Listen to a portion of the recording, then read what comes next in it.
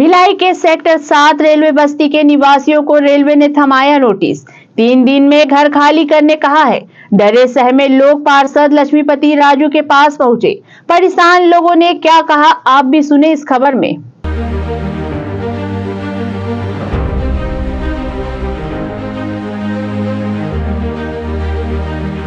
पहले तो हम लोग 70-80 साल से यहाँ रह रहे हैं।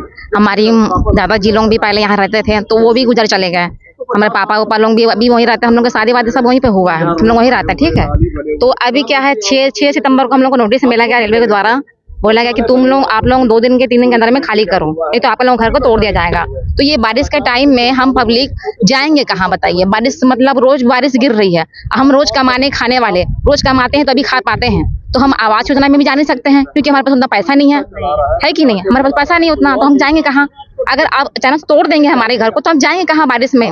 मतलब भटकेंगे कहाँ, बताइए। हमारे छोटे छोटे बच्चे हमारे पढ़ने वाले हैं, 3 दिन से भी स्कूल नहीं जा रहे। जब से नोटिस मिल रहा तो स्कूल नहीं जा रहे हैं। हम खुद घर में मतलब बैठे हुए हैं। हम लोग भी घर में काम वाम में भी नहीं कर पा रहे हैं, न बाहर जा पा रहे हैं। ऐसी समस्या आ गई है कि हम लोग दिन भर टेंशन से घर ही में ही बैठ रहे हैं कि हमारा घर टूट जाएगा तो हम जाएंगे कहाँ?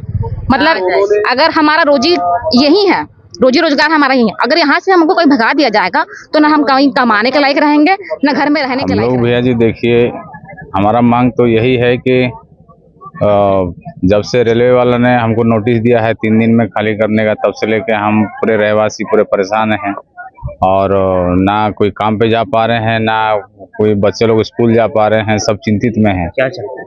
तो हम यही चाहते हैं कि अपना जो सांसद है और हमारा जो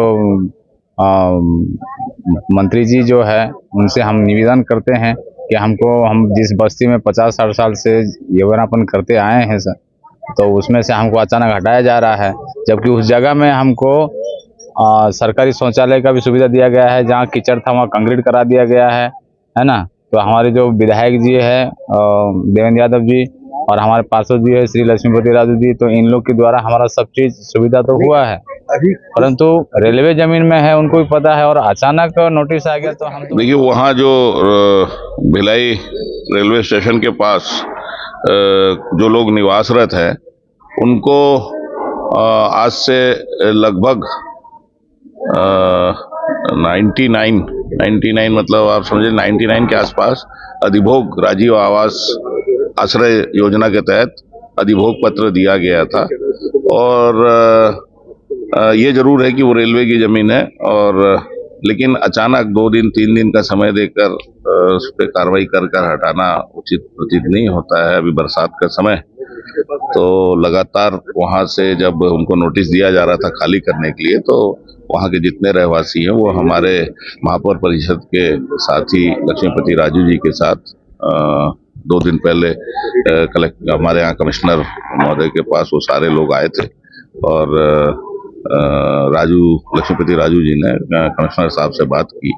कमिश्नर साहब ने माननीय कलेक्टर साहब को पत्र लिखा है कि अगर उनको भी ये बरसात का समय कुछ समय मिल जाए और बरसात के बाद वो स्वयं ही वहाँ से हट जाएंगे।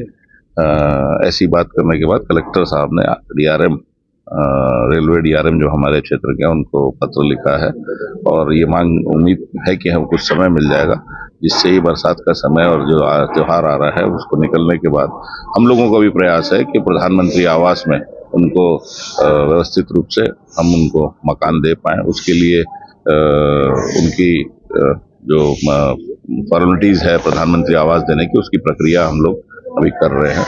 देखिए, शनिवार को इनको रेलवे द्वारा पहली बार नोटिस दिया गया बस्ती में। इन लोग करीब 50-60 वर्षों से भिलाई नगर रेलवे स्टेशन में निवास कर रहे हैं।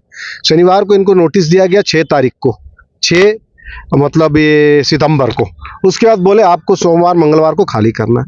तो रविवार को इन्होंने मेरे पास सभी लोग बस्ती वाले पूरे मिलके मेरे पास आए, तो मैंने उसको तुरंत इनको अपने संज्ञान में लिया। इन्होंने मेरे को बताया भी हमको ये नोटिस मिला, तुरंत खाली करना, हम लोग कहाँ जाएंगे, छोटे छोटे बच्चे हैं। तो मैंने तुरंत आवास पर रविवार के दिन ही माननीय हमारे आयुक्त महोदय राजीव कुमार पांडे जी से मैंने चर्चा किया। उन्होंने मेरा समय लिया।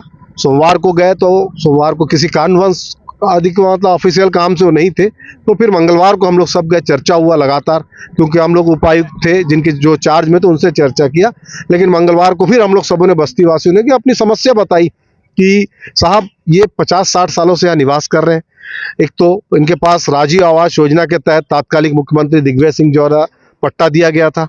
इसके अलावा स्थापित होना चाहिए कहीं ना कहीं इन लोग, और छोटे छोटे बच्चे सब बीपीएल स्कूल में पढ़ते हैं। बीपीएल स्कूल में पढ़ने के कारण स्कूल भी नहीं जा पा रहे हैं सर, और औरतें जो है काम पे भी नहीं जा पा रही, क्योंकि बर्तन मांजना, घरेलू काम करती है, रोजी मजदूरी करती है।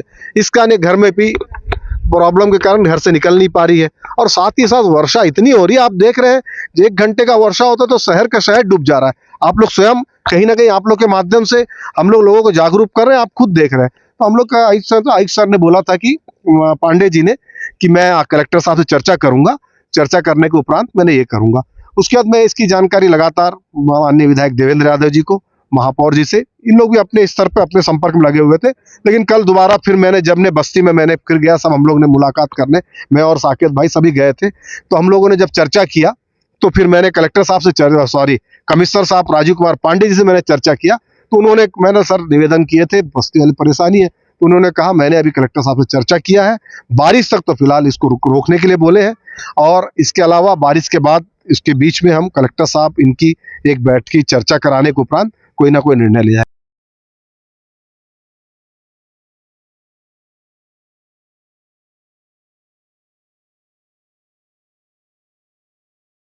प्रभात टीवी के साथ निरंतर जुड़े रहने के लिए चैनल को लाइक करें, सब्सक्राइब करें और शेयर करें।